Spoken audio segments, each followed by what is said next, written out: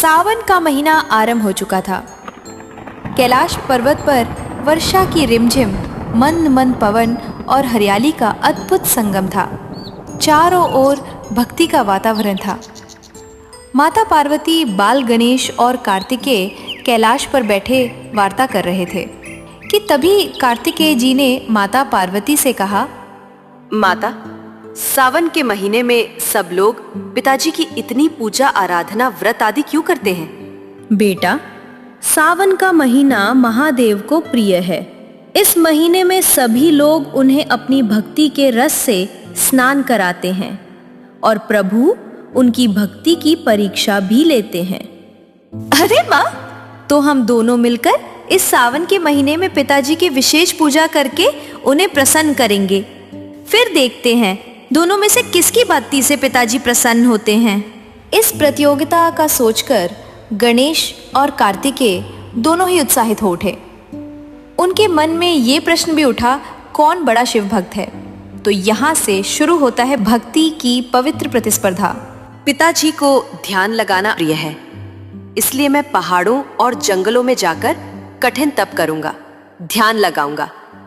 ये सुनकर गणेश कुछ सोचने लगे और फिर मुस्कुरा के बोले, मैं घर पर रहकर सेवा और प्रेम से पिताजी की पूजा करूंगा, क्योंकि भक्ति में भाव मुख्य होता है, स्थान नहीं। ये सुनते ही माता पार्वती मुस्कुरा दी और भोलेनाथ को जाके सारी बात बता दी।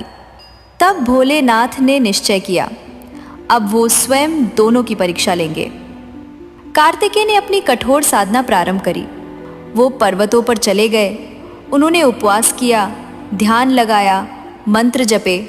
बारिश में भीगते हुए, ठंडी हवाओं में कांपते हुए उन्होंने पूरे सावन शिव का ध्यान किया। उनका शरीर तप के कारण क्षीण हो गया, लेकिन उनका मन दृढ़ था।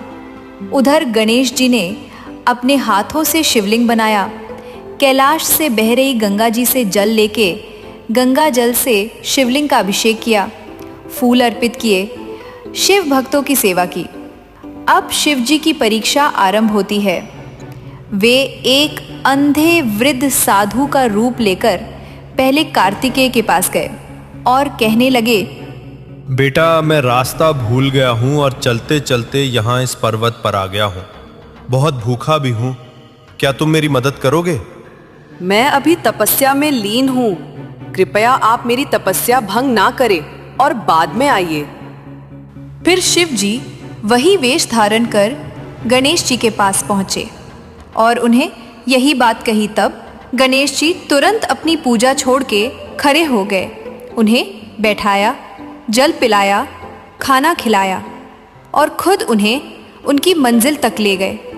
वृद्ध साधु ने मुस्कुराकर कहा, बेटा भोलेनाथ तुम्हारा भला करे, आज वो तुमसे बहुत प्रसन्न होंगे। इसके बाद शिवजी ने कार्तिकेय और गणेश जी को अपने पास कैलाश पर्वत पर बुलाया। दोनों ने अपने पिता के चरणों में प्रणाम किया। शिवजी बोले, कार्तिकेय, तुम्हारा तप महान है। गणेश, तुम्हारी सेवा अनुपम है। भक्ति में न तप बड़ा होता है, न पूजा, बल्कि भाव, करुणा और समर्पण ही सच्ची भक्ति हैं। ऐसा कह के शिवजी ने दोनों पुत्रों को गले से लगा लिया